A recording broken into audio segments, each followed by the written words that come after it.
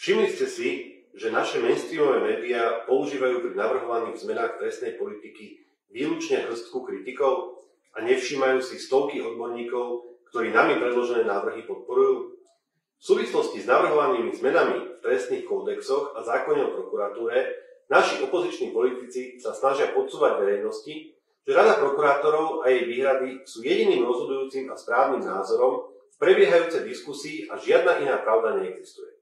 A to aj napriek tomu, že stovky odborníkov, sudcov, advokátov a predstaviteľov akademickej obce má odlišný názor na fungovanie právneho štátu v uplynulých 3 rokoch a aj dnes títo odborníci podporujú predložené zmeny v trestných kódexoch, ako i zrušenie úradu špeciálnej prokuratúry. Slovenskí právnici sa rozhodli po 3 rokoch zverejniť novú výzvu reagujúcu na porušovanie princípov právneho štátu v trestnoprávnej oblasti. Táto výzva nadväzuje na predchádzajúcu výzvu, ktorú v roku 2021 podpísalo viac ako 400 právnikov, vrátane 233 advokátov a 123 sudcov a emeritných sudcov. Výzva z roku 2021 upozorňovala okrem iného na masívne porušovanie práv obvinených v trestných konaniach a vystríhala pred zneužívaním trestných konaní na politické účely. Nová výzva upozorňuje na 2 prieskumy Slovenskej advokátskej komory, uskutočnené s ohľadom na narastajúce znepokojenie odbornej verejnosti ohľadom praxe orgánov činných v trestnom konaní v súvislosti s výkonom väzby. V rámci prvého z nich, uskutočneného v roku 2021, až 98% odpovedí od advokátov zapojených do tohto prieskumu potvrdilo existenciu nezákonného donútenia v predprípravnom konaní zo strany orgánov činných v trestnom konaní, až 100% odpovedí potvrdilo existenciu nezákonného donútenia v prípravnom konaní. V rámci druhého prieskumu, uskutočneného v roku 2023, až 98,6% odpovedí od advokátov zapojených do tohto prieskumu potvrdilo existenciu nezákonného donútenia v predprípravnom konaní zo strany orgánov činných v trestnom konaní a 98,6% odpovedí donútenia v prípravnom konaní.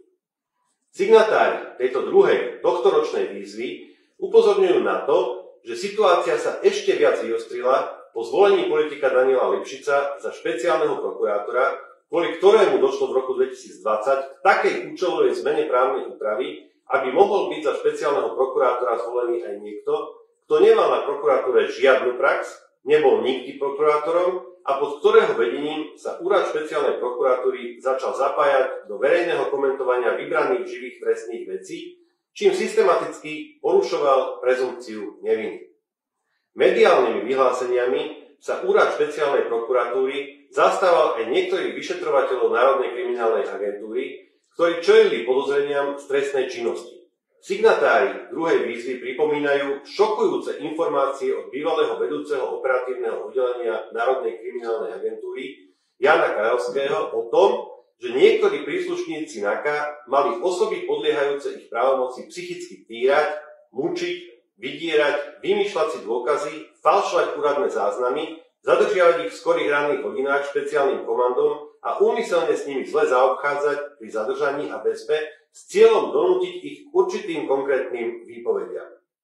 V novej výzve upozorňujú aj na to, že o opodstatnenosti ich kritiky obsiahnutej vo výzve z roku 2021 svedčí reakcia Ústavného súdu Slovenskej republiky, ako aj Európskeho súdu pre ľudské práva, obsiahnutá v jeho následných rozsudkoch, ako aj v sťažnostiach oznámených vláde Slovenskej republiky. Pripomínajú rozsudky Erik Adamčo a Vasarab a Paulus, v ktorých Európsky súd pre ľudské práva konštatoval porušenie práva na spravodlivé súdne konanie a sťažnosti oznámené vláde týkajúce sa neprimeraných podmienok väzby vo vzťahu napríklad k advokátovi Rybárovi, neprimeranej sily použitej proti sťažovateľke pri policajnom zásahu v jej rodinnom dome s cieľom zatknúť jej otca, počas ktorého sťažovateľka utrpela zranenia, ktoré si vyžiadali jej ošetrenie v nemocnici a ktorý nebol podľa sťažovateľky následne účinne vyšetrený. Pripomínajú, že Európsky súd pre ľudské práva oznámil vláde tento rok aj sťažnosti Jaroslava Haščáka spojené do jedného konania a sťažnosti Roberta Fica. Pri oboch sa Európsky súd pre ľudské práva pýta aj na možné porušenie článku 18 dohovoru s Slovenskou republikou. Účelom článku 18 dohovoru je zamedziť zneužitiu moci zo strany štátnych orgánov. Signatári na záver výzvy podporujú zrušenie úradu špeciálnej prokuratúry, pričom poukazujú aj na fakt, že k pochybeniam majúcim vplyv na základné ľudské práva a slobody, identifikovaným najvyššími súdnymi autoritami, došlo v mnohých prípadoch v rámci výkonu jej právomoci. Tieto názory odborníkov, nie politikov, ale v našich médiách nepočuť. Takto však právo na objektívne informácie občanov v demokratickej spoločnosti rozhodne nevyzerá. A okrem toho zaznieva z úst najmä opozičných politikov, že nemáme právo zrušiť úrad špeciálnej prokuratúry. Poprvé, my nerušíme žiadnu inštitúciu, rušíme špecializované pracovisko inštitúcie generálnej prokuratúry, ktorá v zmysle ústavy a zákona je samostatná hierarchicky usporiadaná jednotná sústava štátnych orgánov na čele s generálnym prokurátorom, v ktorej pôsobia prokurátori vo vzťahoch podriadenosti a nadriadenosti. V tejto súvislosti by som rád poukázal na nález Ústavného súdu Slovenskej republiky z 29. septembra 2021, podľa ktorého princípy determinujúce organizačnú štruktúru prokuratúry a funkčné vzťahy pri výkone jej pôsobnosti sú princípmi zákonnými, nie princípy ústavnými.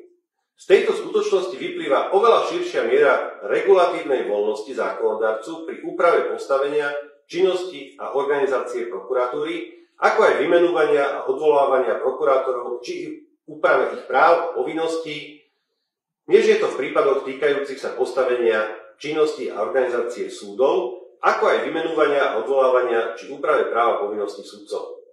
Zákonodarca, ktorý princípy organizácie a funkčných vzťahov pri výkone pôsobnosti prokuratúry konštituuje, môže taktiež tieto princípy a túto úpravu modifikovať a meniť.